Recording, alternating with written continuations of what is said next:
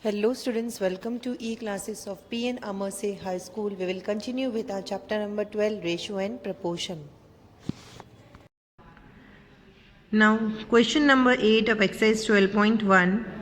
In a year, Seema earns rupees 1,50,000 and saves rupees 50,000. Find the ratio of A part of question number 8, money that Seema earns to the money she saves. B part of question number 8, money that she saves to the money she spends.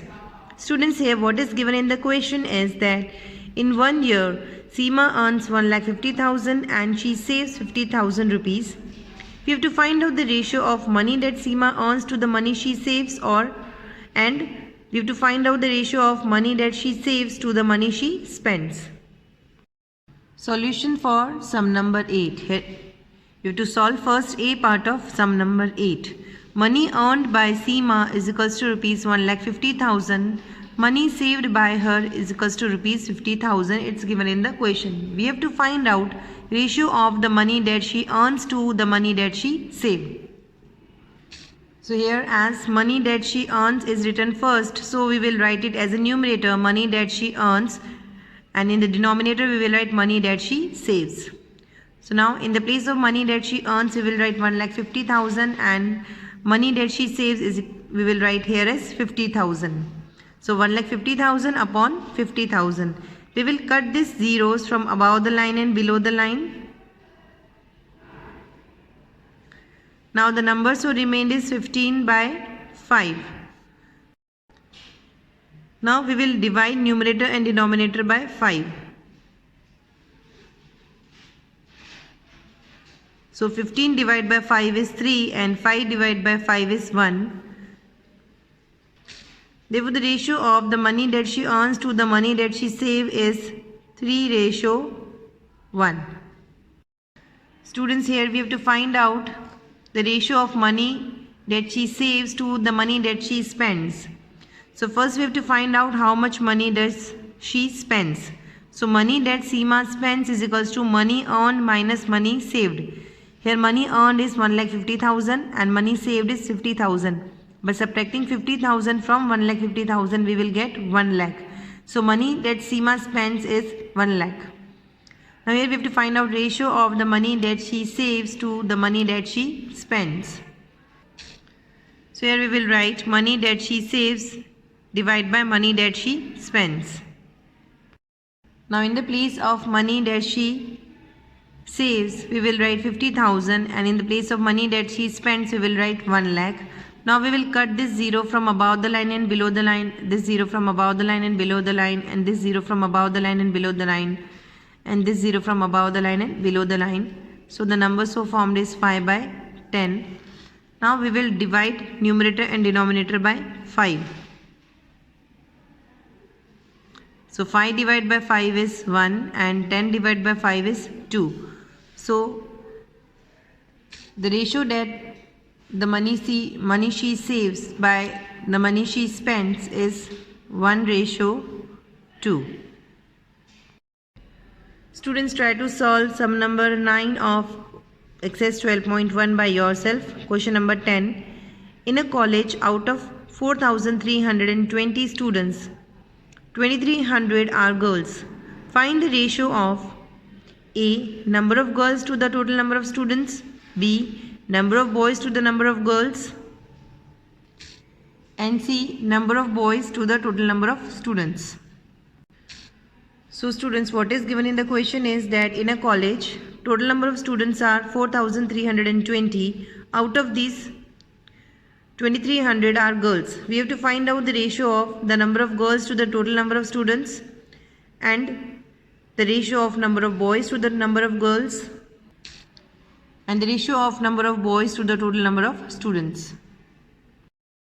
Now solution for sum number 10. Total students is equals to 4,320. Number of girls is equals to 2,300. It's given in the question. Here we have to first find out the number of boys. To find out the number of boys, we will subtract this 2,300 by 4,320. So we will get the number of boys as 2,020. Now A part of sum number 10, we have to find out the ratio of number of girls to the total number of students. So here in the numerator we will write number of girls, in the denominator we will write total number of students. Now in the place of number of girls we will write 2300, and in the place of total number of students we will write 4320. Now we will cut this 0 from above the line and below the line. Now we will get 230 divided by 432. Now we will divide numerator and denominator by 2.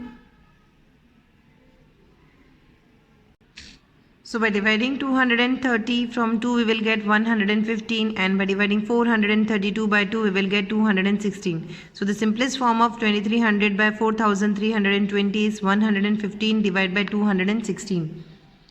Therefore, the ratio of number of girls to the total number of students is 115 ratio 216. Now B part of question number 10. Ratio of the number of boys to the number of girls. Here first is the numerator we will write number of boys, and in the denominator we will write number of girls. So number of boys upon number of girls. And in the place of number of boys we will write 2020, and in the place of number of girls we will write 2300.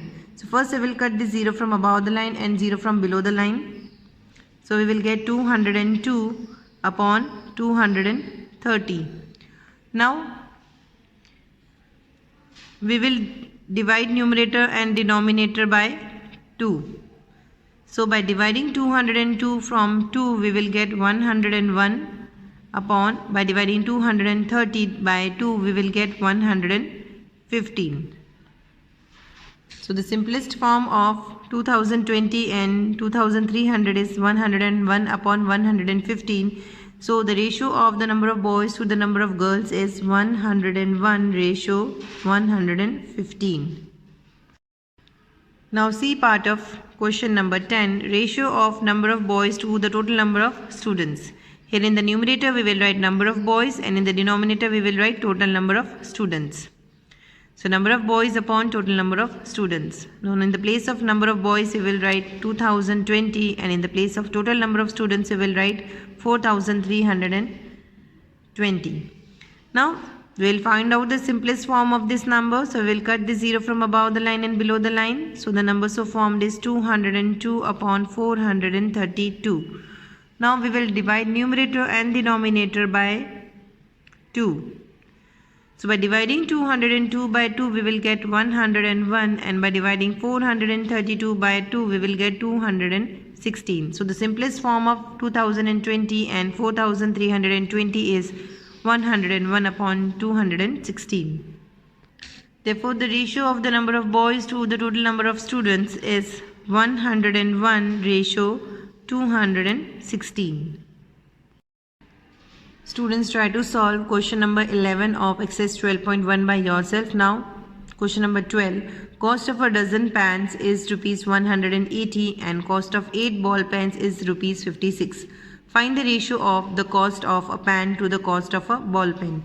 Students, here what is given in the question is that cost of dozen pens, dozen means 12 pens, is 180 rupees, and cost of 8 ball pens is rupees 56. We have to find out the ratio of the cost of a pan to the cost of a ball pen. Solution for sum number 12. Here we have to find out the ratio of cost of a pan to the cost of a ball pen. But in the question it's written as cost of 12 pens and cost of 8 ball pens. So first we will find out the cost of 1 pen and cost of 1 ball pen. Here cost of 12 pens is equals to rupees 180. So cost of 1 pen is equals to, we will divide this 180 by 12. So by dividing 180 by 12 we will get rupees 15 as an answer. So cost of 1 pen is rupees 15. Now cost of 8 ball pens is equals to rupees 56. And cost of 1 ball pen is equals to, we will divide this 56 by 8 to find out cost of 1 ball pen. So 56 divided by 8 is 7. 8 7s is 56. So cost of 1 ball pen is equals to rupees 7. Now we have to find out the ratio of the cost of a pan to the cost of a ball pen. So first we will write cost of a pan as a numerator and cost of a ball pen as a denominator. So cost of a pan upon cost of a ball pen.